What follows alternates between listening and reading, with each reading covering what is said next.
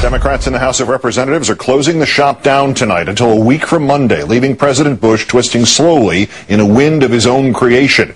Our third story in the countdown, the FISA bill and the retroactive immunity for the telecom giants that helped Mr. Bush illegally eavesdrop on Americans will thus just sit there, unacted upon, not even a temporary extension, which the Republicans and Mr. Bush refused, despite the president's threats that if the bill is not passed by Saturday, there would be a breakdown in counterterrorism surveillance and plagues of locusts and stuff. A special comment in a moment. First, the details. House Democrats, in essence, calling the Republicans bluff. They staged a walkout at midday, did the Republicans, led by John Boehner, who in one act managed the cheesy political theater and managed to get out just as representatives were to vote on contempt of Congress citations against Harriet Miers and Josh Bolton. That the Republicans just happened to walk to a stand full of microphones, pure coincidence.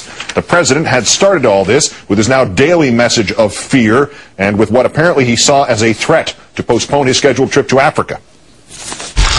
The House should not leave Washington without passing the Senate bill.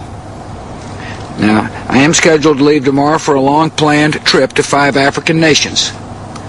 Moments ago, my staff informed the House leadership that I'm prepared to delay my departure and stay in Washington with them if it will help them complete their work on this critical bill.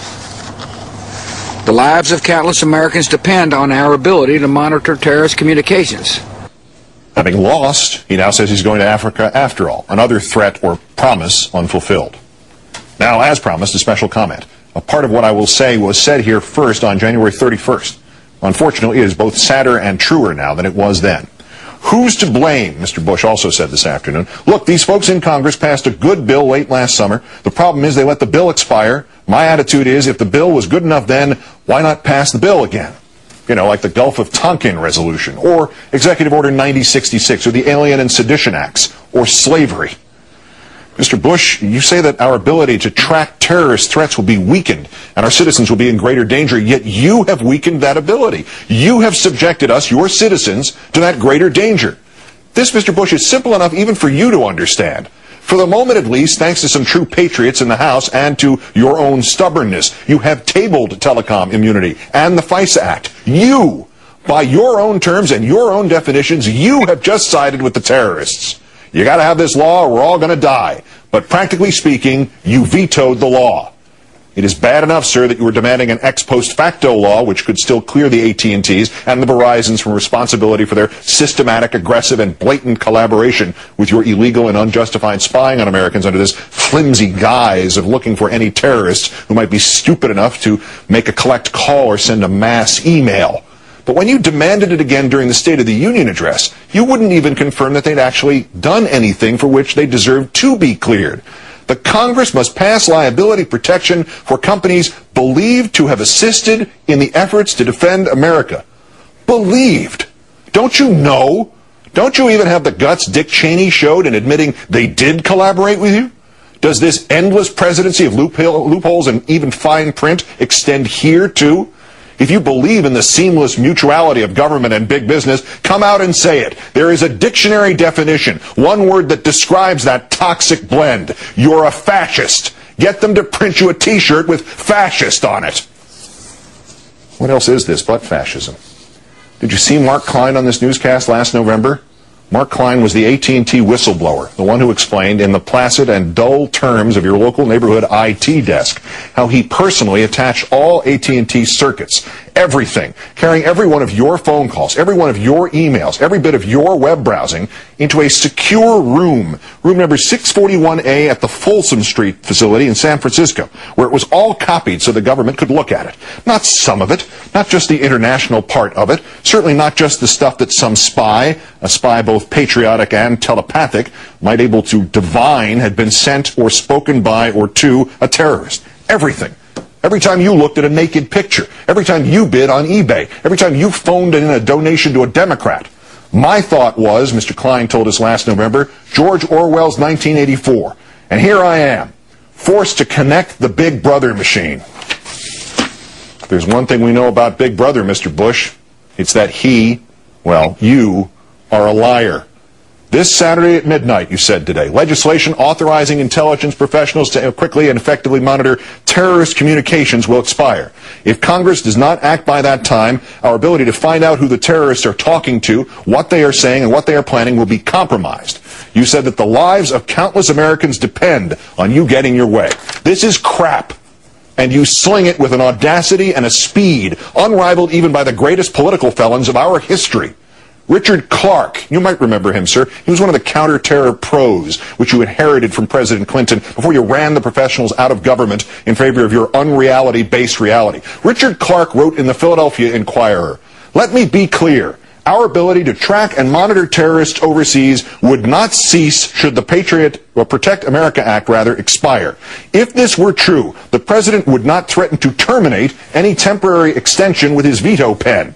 All surveillance currently occurring would continue even after legislative provisions lapsed because authorizations issued under the act are in effect up to a full year." You are a liar, Mr. Bush. And after showing some skill at it initially, you have ceased to even be a very good liar. And your minions, like John Boehner, your Republican congressional crash dummies, who just happen to decide to walk out of Congress when a podium full of microphones await them, they should just keep walking out of Congress, and if possible, out of the country. For they, sir, and you, sir, have no place in a government of the people, by the people, for the people. A lot of you are the symbolic descendants of the despotic middle managers of some banana republic, to whom freedom is an ironic brand name, a word you reach for when you want to get away with its opposite. Thus, Mr. Bush, your panoramic invasion of privacy is dressed up as protecting America. Thus, Mr. Bush, your indiscriminate domestic spying becomes the focused monitoring only of terrorist communications. Thus, Mr. Bush, what you and the telecom giants have done isn't unlawful. It's just the kind of perfectly legal, passionately patriotic thing for which you happen to need immunity. Richard Clarke is on the money as usual. That the president was willing to veto this eavesdropping means there is no threat to the legitimate counter-terror efforts still underway. As Senator Kennedy reminded us in December, the president has said that American lives will be sacrificed if Congress does not change FISA. But he has also said that he will veto any FISA bill that does not grant retroactive immunity. No immunity, no FISA bill. So, if we take the president at his word, he's willing to let Americans die to protect the phone companies. And that literally cannot be. Even Mr. Bush could not overtly take a step that actually aids the terrorists. I'm not talking about ethics here. I'm talking about blame. If the president seems to be throwing the baby out with the bathwater, it means we can safely conclude there is no baby. Because if there were, sir, now that you have vetoed an extension of the eavesdropping, if some terrorist attack were to follow, you would not merely be guilty of siding with the terrorists. You would not merely be guilty of prioritizing the telecoms over the people. You would not merely be guilty of stupidity. You would not merely be guilty of treason, sir. You would be personally and eternally responsible. And if there is one thing we know about you, Mr. Bush, one thing you have proved time and time again, it is that you are never responsible. As recently ago as 2006, we spoke words like these with trepidation. The idea that even the most cynical and untrustworthy of the politicians in our history, George W. Bush, would use the literal form of terrorism against his own people was dangerous territory. It seemed to tempt fate, to heighten fear. We will not fear any longer. We will not fear the international terrorists. We will thwart them. We will not fear the recognition of the manipulation of our yearning for safety. We will call that what it is, terrorism. We will not fear identifying the vulgar hypocrites in our government. We will name them. And we will not fear George W. Bush, nor will we fear because George W. Bush wants us to fear.